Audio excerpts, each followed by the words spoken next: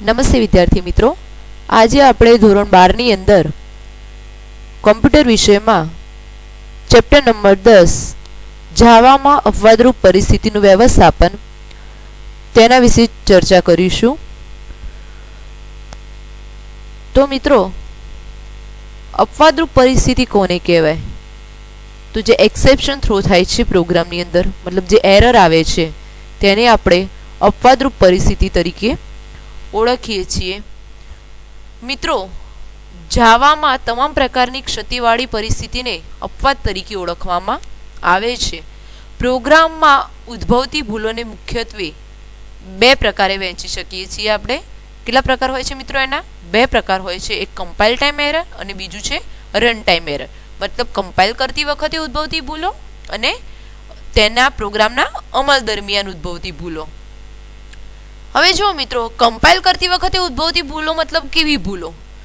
તો જાવા પ્રોગ્રામને કેવી રીતે કમ્પાઇલ કરવું એ આપણે આગળ 7મા 8મા ચેપ્ટરમાં જોઈ ગયા મિત્રો, કે કેવી રીતે જાવા પ્રોગ્રામને કમ્પાઇલ કરવું. કોઈ પણ પ્રોગ્રામિંગ ભાષાની મૂળ સૂચનાઓ એટલે કે એનો સોર્સ કોડ જે હોય છે, મતલબ તમે જે પ્રોગ્રામ લખ્યો છે ને કોમ્પ્યુટર દ્વારા અમલમાં મૂકી શકાય તેવી સૂચનાઓ, મતલબ કે એને શેમાં ફેરવીએ છીએ આપણે? ઓબ્જેક્ટ કોડની અંદર માં રૂપાંતર કરવા માટે આપણે શેનો ઉપયોગ કરીએ છીએ? કમ્પાઇલરનો ઉપયોગ કરીએ છીએ. આપણે જે આગળના 7મા ચેપ્ટરમાં ભણી ગયા હતા મિત્રો, JVM જાવા વર્ચ્યુઅલ મશીન, કે જેની અંદર શું થાય છે? આપણા પ્રોગ્રામના સોર્સ કોડનું ઓબ્જેક્ટ કોડની અંદર શું થાય છે? રૂપાંતર થાય છે મિત્રો. તો જો પ્રોગ્રામમાં કોઈ જોડણીની એટલે કે સિન્ટેક્સ એરર હશે તો આપણને કમ્પાઇલેશન કરતી વખતે જ ભૂલ દર્શાવવામાં આવશે અને તેને કારણે જે આપણને ડોટ ક્લાસ નામની ફાઇલ મળતી હતી મિત્રો, એ મળશે નહીં. મતલબ તમે પ્રોગ્રામ જે છે, તમારો પ્રોગ્રામ તમે ટાઈપ કરી દીધો મિત્રો, પછી તમે શું કરો છો? એને સેવ કરો છો અને પછી એને કમ્પાઇલ કરો છો. જો પ્રોગ્રામમાં કોઈ એરર હશે નહીં અને સક્સેસફુલી તમારો પ્રોગ્રામ કમ્પાઇલ થાય છે તો આપણને બીજી કઈ ફાઇલ મળતી હતી મિત્રો? તો આપણે 7મા ચેપ્ટરમાં જોયું કે ડોટ ક્લાસ નામની આપણને ફાઇલ મળે છે. પણ જો સિન્ટેક્સ એરર હશે, જોડણીમાં ભૂલ હશે, બરાબર, તો કમ્પાઇલેશન વખતે શું આવશે? એરર આવશે, જેથી આપણે ડોટ ક્લાસ નામની ફાઇલ મેળવી શકીશું નહીં. સામાન્ય જોડણીની ભૂલોમાં શું આવે મિત્રો? તો અલ્પવિરામ ચિહ્ન ન હોવું, અવ્યાખ્યાયિત ચલનો ઉપયોગ, કોઈ ચાવીરૂપ શબ્દની ખોટી જોડણી અને ઉઘડતા કૌંસની સંખ્યામાં પ્રમાણમાં તમે બંધ કૌંસ શું કર્યા હોય? વધારે કર્યા હોય અથવા તો ઓછા કર્યા હોય. જે છગડીયા કૌંસ તમારા હોય છે એ તમે કાં તો ઉઘડતા વધારે કર્યા હોય કાં તો બંધ વધારે કરી દીધા હોય. જેટલા ખોલ્યા હોય કૌંસ તમે ઉપયોગ કર્યો હોય એટલા જ બંધ કૌંસનો પણ ઉપયોગ કરેલો હોવો જોઈએ. તો આ બધી શું કેવી ભૂલ કહેવાય મિત્રો? તો જોડણીની ભૂલ કહેવાય. અને જો આવી ભૂલ હશે પ્રોગ્રામમાં તો શું થશે? કમ્પાઇલ કરતી વખતે પ્રોગ્રામ એરર આવશે. બરાબર છે મિત્રો, અને આપણને ડોટ ક્લાસ નામની ફાઇલ મળશે નહીં. તો જુઓ મિત્રો, અહીંયા શું કહે છે કે કોમ્પ્યુટર વિજ્ઞાનના ક્ષેત્રે કોઈ પણ આદેશ કે પ્રોગ્રામને સફળતાપૂર્વક અમલ થયો છે કે નહીં તેનો નિર્દેશ કોના દ્વારા મળે છે આપણને? તો એક્ઝિટ કોડ અથવા તો એક્ઝિટ સ્ટેટસ દ્વારા મળે છે. સંજ્ઞા શું આવે તેની? 0. તો શું થશે? જો એક્ઝિટ કોડ તમારો અથવા તો તમારો એક્ઝિટ સ્ટેટસ શું બતાવે છે? 0 બતાવે છે. મતલબ કે તમારો પ્રોગ્રામ સફળતાપૂર્વક અમલમાં મૂકવાનો નિર્દેશ કરે છે. મતલબ કે એમાં કોઈ એરર છે નહીં, સિન્ટેક્સ એરર કોઈ છે નહીં. બરાબર છે મિત્રો. જ્યારે જો સંજ્ઞા શું આવે?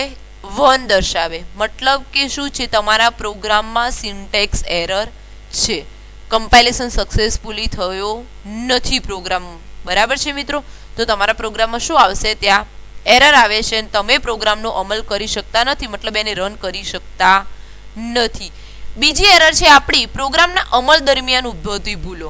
હવે જોઈએ તો થઈ આપણી કમ્પાઇલેશન વખતે ઉદ્ભવતી ભૂલો, બરાબર. પણ કમ્પાઇલેશન મિત્રો સક્સેસફુલી થઈ જાય છે. એક્ઝિટ કોડ કે એક્ઝિટ સ્ટેટસ આપણને શું મળે છે? 0 મળી જાય છે, બરાબર. પરંતુ જો પ્રોગ્રામની સૂચનાઓમાં જોડણીની કોઈ ભૂલ નહીં હોય તો પ્રોગ્રામ સફળતાપૂર્વક કમ્પાઇલ થશે અને આપણને શું મળશે? ડોટ ક્લાસ નામની ફાઇલ પણ મળે છે. આમ છતાં પ્રોગ્રામ આપણી અપેક્ષા પ્રમાણે જ ચાલશે તેવી કોઈ ખાતરી મળતી નથી. તો શું થશે? મતલબ તમારો પ્રોગ્રામ સક્સેસફુલી કમ્પાઇલ થઈ ગયો છે, એક્ઝિટ કોડ 0 આવી ગયો છે, ડોટ ક્લાસ નામની ફાઇલ પણ તમને મળી ગઈ છે, પરંતુ શું થાય છે, તમારી તમે જે આઉટપુટ ઈચ્છતા હોય એ પ્રમાણે તમને આઉટપુટ મળતું નથી.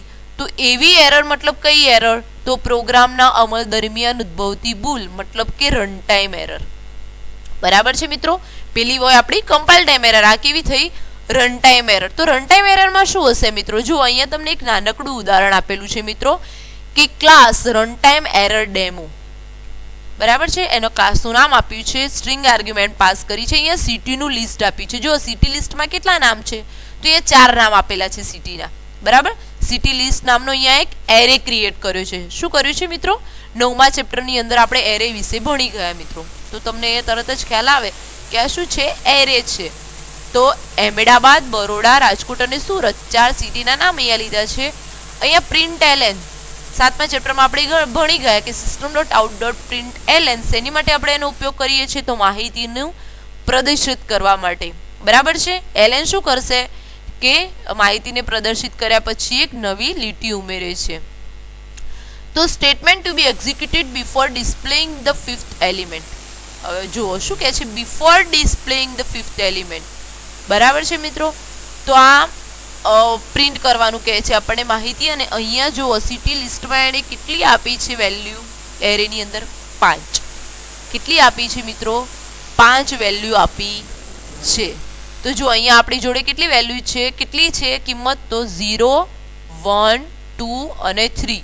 અને અહીંયા કેટલી આપી છે કિંમત, 5 આપી છે. બરાબર છે. તો જો અહીંયા શું આવે છે, રન ટાઈમ એરર આવે છે. કઈ એરર આવે છે, તો array index out of bound exception.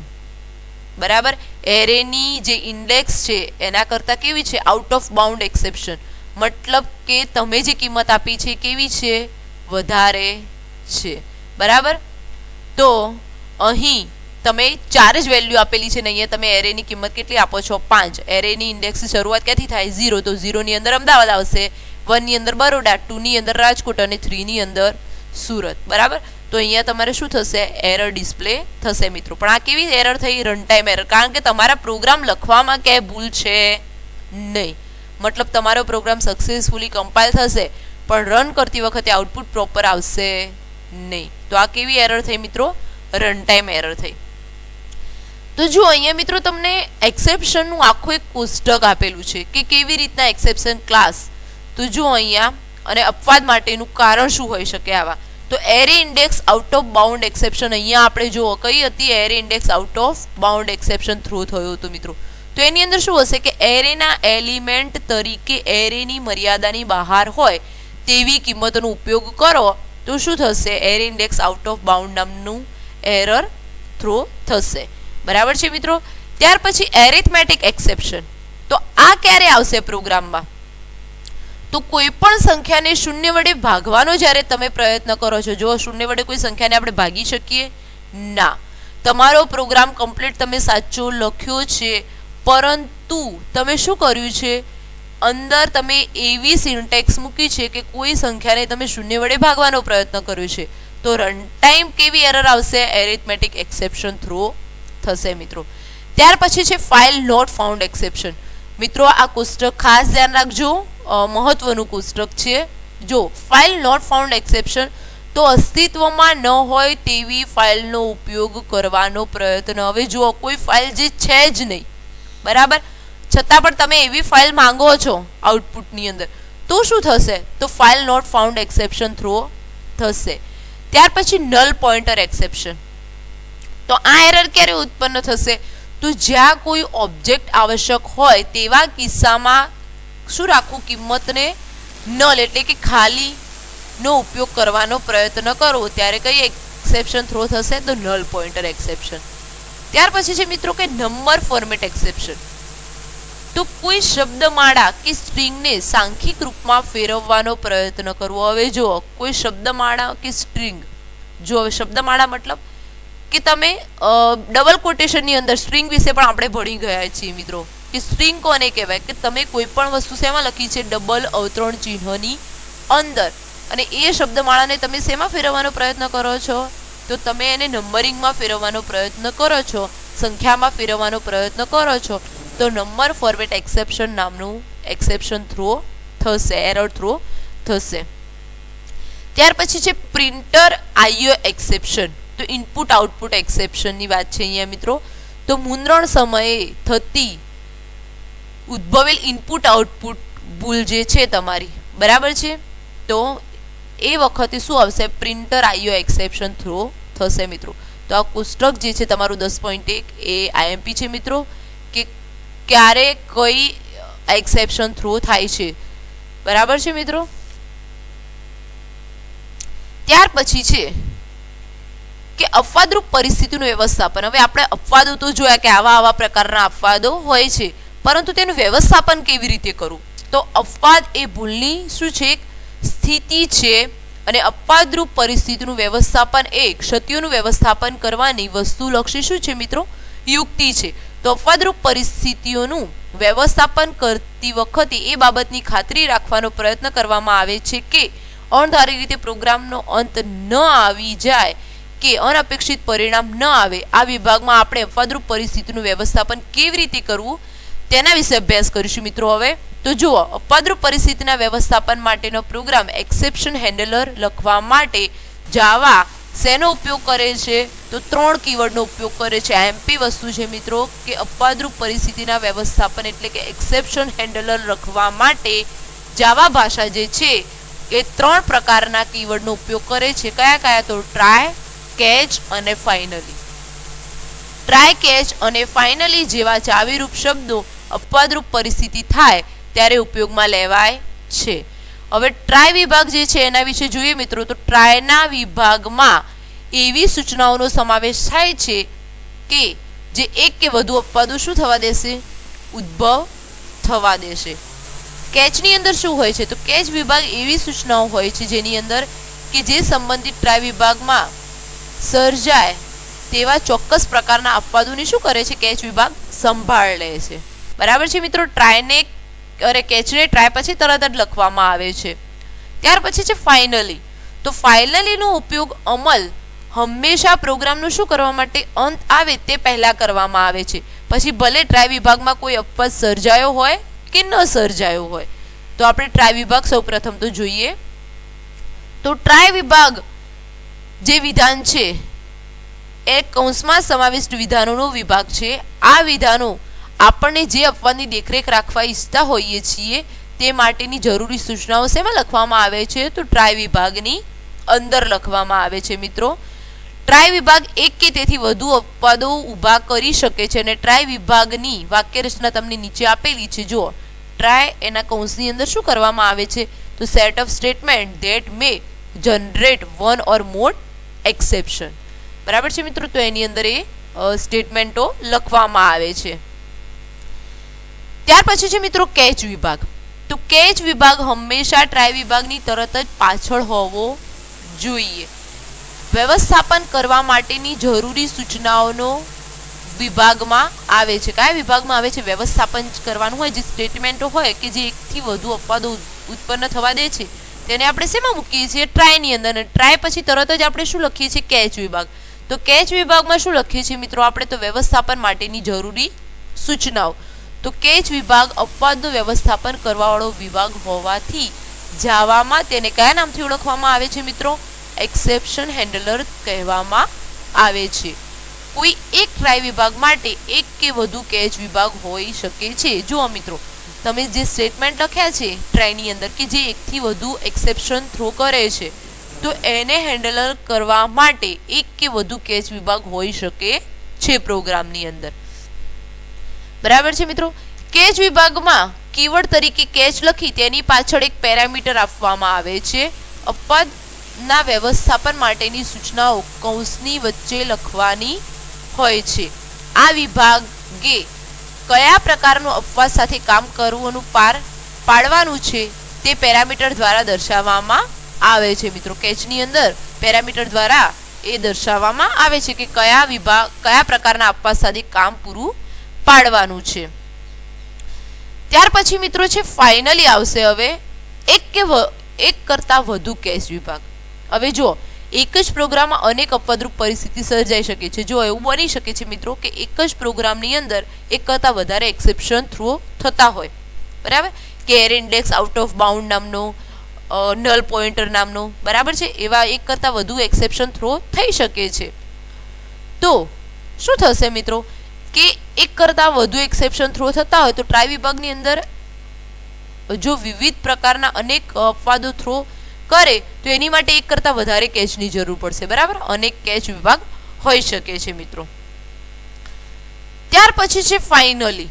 તો સામાન્ય રીતે ફાઇનલી વિભાગ જે છે એ ટ્રાય વિભાગનો અમલ કર્યા પછી અંતે શેની માટે વપરાય છે? ક્લીનઅપ માટે. તો આ ખાસ ધ્યાન રાખજો મિત્રો કે પ્રોગ્રામની અંદર જે ફાઇનલી જે છે કીવર્ડ એ શેની માટે થાય છે કે જ્યાં તમે ટ્રાયનો ઉપયોગ કર્યો છે એક કરતાં વધુ અપવાદોને જે શું કરવા દે છે? ઉદ્ભવવા દે છે. તો એના ક્લીનઅપ માટે આપણે કયા કીવર્ડનો ઉપયોગ કરીએ છીએ? તો ફાઇનલી કીવર્ડનો ઉપયોગ કરીએ છીએ.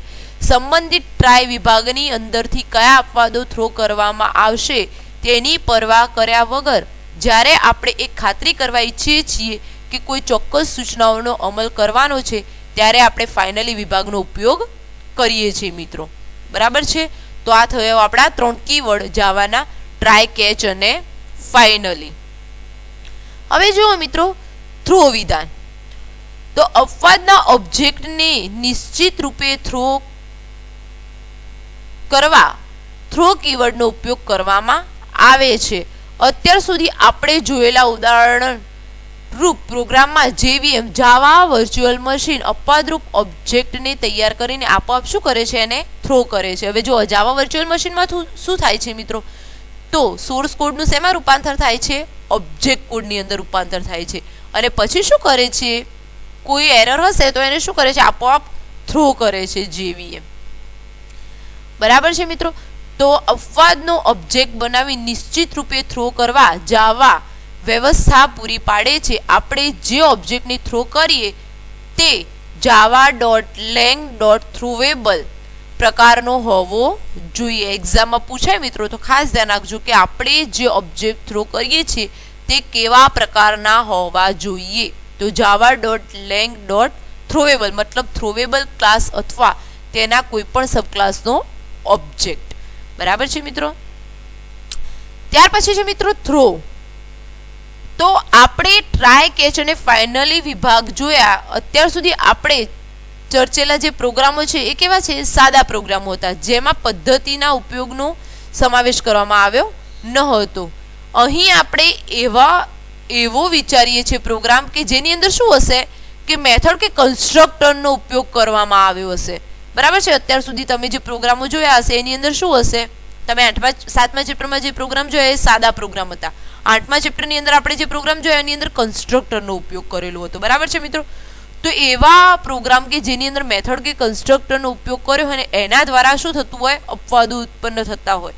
તો એવા સંજોગોમાં ટ્રાય, કેચ વિભાગને આપણે ક્યાં મૂકીશું તો એ જોઈએ મિત્રો આપણે. તો મેથડ દ્વારા ઉદ્ભવતા અપવાદનું વ્યવસ્થાપન કરવાના 2 વ્યવસ્થા છે, બરાબર છે મિત્રો. કે મેથડ કે કન્સ્ટ્રક્ટરમાં ટ્રાય કે કેચ વિભાગ લખો કે જે કદાચ અપવાદનું ઉત્પન્ન કરે છે, બરાબર. જ્યાંથી શું થશે? તમારો અપવાદ ઉદ્ભવે છે કે મેથડની અંદરથી ઉદ્ભવે છે અથવા તો તમે કન્સ્ટ્રક્ટરનો ઉપયોગ કર્યો છે પ્રોગ્રામમાં તો ત્યાંથી અપવાદ ઊભો થાય છે.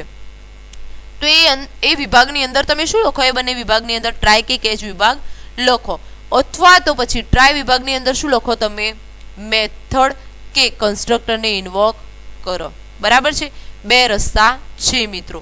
કન્સ્ટ્રક્ટર કે મેથડની અંદર સૂચનાઓને અપવાદ થ્રો કરી શકે તેમ છે જેને જણાવવા માટે આપણે શું કરીએ છીએ? મેથડ કે કન્સ્ટ્રક્ટરને વ્યાખ્યાયિત કરતી વખતે થ્રોઝ ઉપવાક્યનો ઉપયોગ કરી શકીએ છીએ મિત્રો, બરાબર છે. એટલે જો આના 2 રસ્તા છે. મેથડ કે કન્સ્ટ્રક્ટરમાં અપવાદ ઉત્પન્ન થતો હોય તો આપણે ટ્રાય અને કેચ વિભાગની અંદર કાં તો આપણે મેથડ કે કન્સ્ટ્રક્ટર કોલ કરીએ અથવા મેથડ કે કન્સ્ટ્રક્ટર જે હોય એની અંદર આપણે શું લખીએ?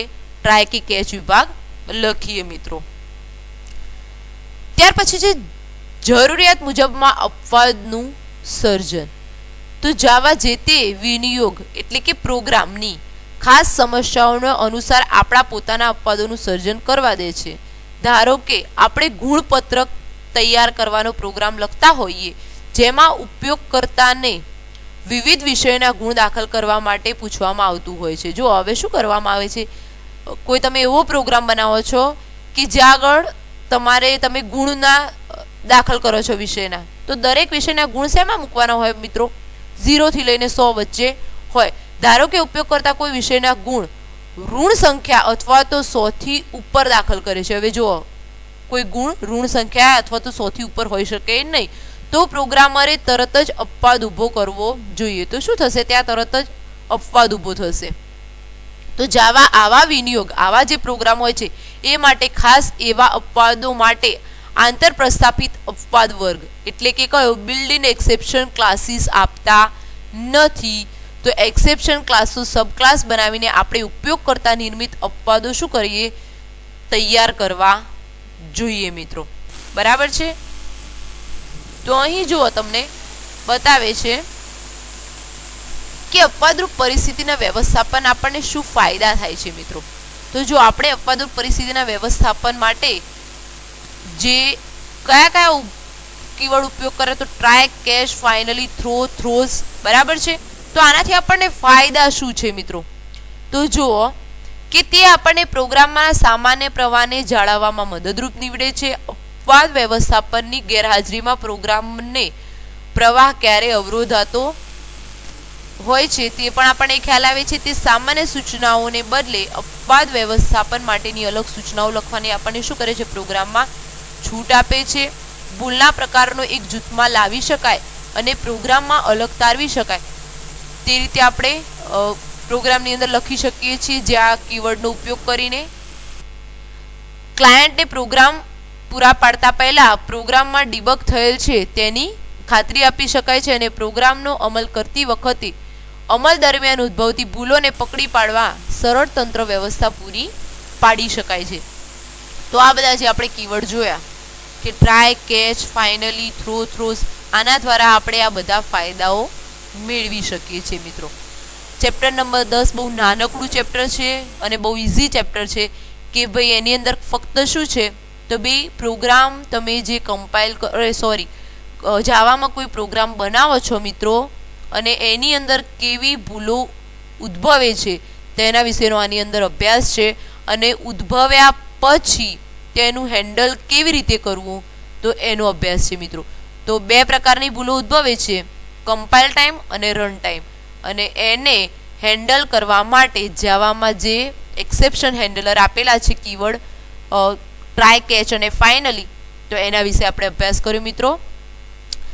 આ ચેપ્ટર તમારું આ વર્ષે જે છે એના માટે તમારા સિલેબસમાંથી કટ કરવામાં આવેલું છે. દરેક વર્ષે નહીં, ફક્ત આ વર્ષે આપણા કોરોનાની પરિસ્થિતિને ધ્યાનમાં લઈને આ ચેપ્ટર તમારા સિલેબસમાંથી કટ કરેલું છે મિત્રો. બરાબર છે?